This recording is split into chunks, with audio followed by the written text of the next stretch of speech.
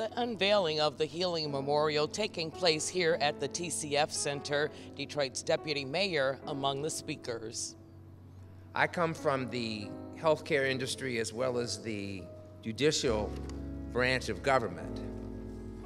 And I know that my co-workers in and out of major hospitals and small nursing homes and residential care centers and adult foster care centers have been managing in extremely difficult circumstances the lives of their patients and the lives of their co-workers. This particular installation by Sonia Clark causes us to remember all of the sacrifices, all of the losses, all of the memories. When we did the Belle Isle Memorial last year, we could not put everyone in the region who died on the island. We got up to 924 photos just with Detroiters, and at that point there were 1,500 plus folks who had died. So I promised people that we would come back and do something else. And I called up Mark Wallace with the Riverfront Conservancy and said, the mayor declared August 31st Detroit Memorial Day, so we got to do something for Detroit Memorial Day. He said, let me make some calls. And he called Laura Mott, who knew Sonia Clark and was working on a project with her, and said, I've got a great idea. And that was the great idea. The riverfront is a very special place.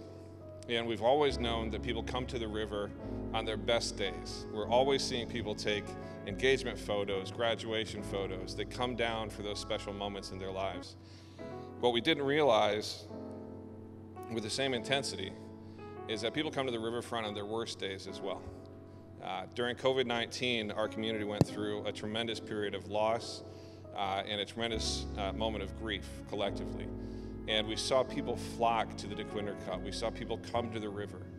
With the Healing Memorial, it also allows us to pay tribute to the lives we loved and lost during the pandemic, and to create a living memorial to them.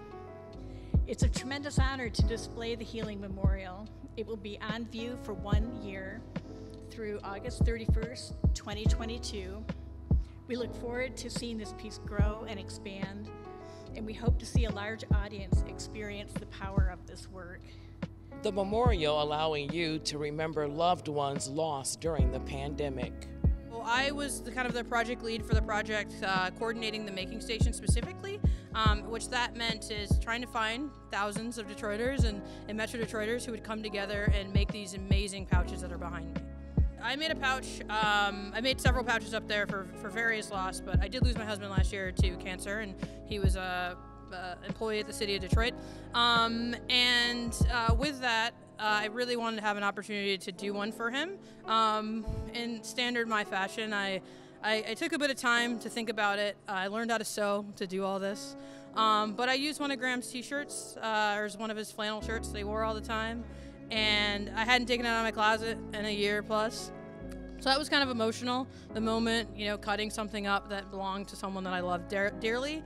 And then I got beads from Dobbles over at the Bead Museum, and I chose colors that he liked, and I used the shirt, and I put a note in it. And it's really powerful to know that my memory and my note to my loved one is up there with so many other people.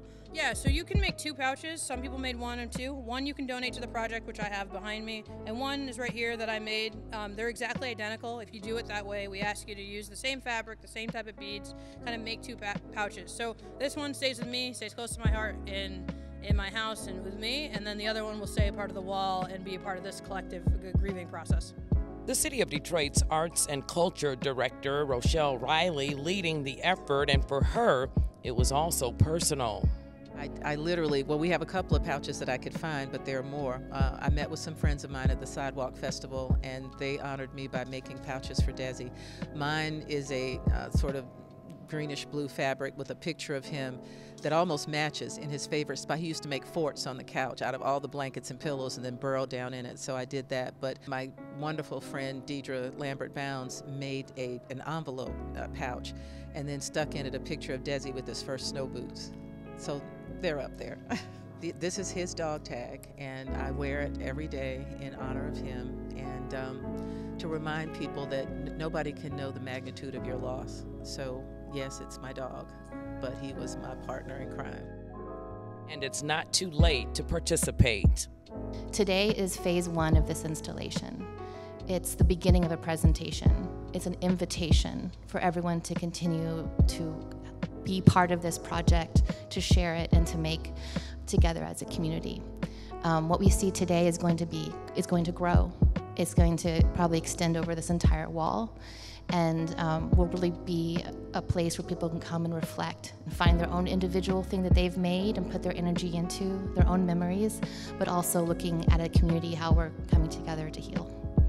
DetroitRiverfrontConservancy.org and DetroitArtsAndCulture.com, the city page for Detroit ACE, will have those making stations on every time one is scheduled, so that you can find them and you can safely and socially distance to go and participate. Our first one is happening in just a few minutes at 1 p.m. today on Spirit Plaza, but there will be some at Cranbrook all month. We're going to be hosting some more. We're encouraging churches to do it. We're encouraging people to do them in their neighborhoods. Do them with people you know so you feel safe. But yeah, and if you need us to provide anything for you, we can do that.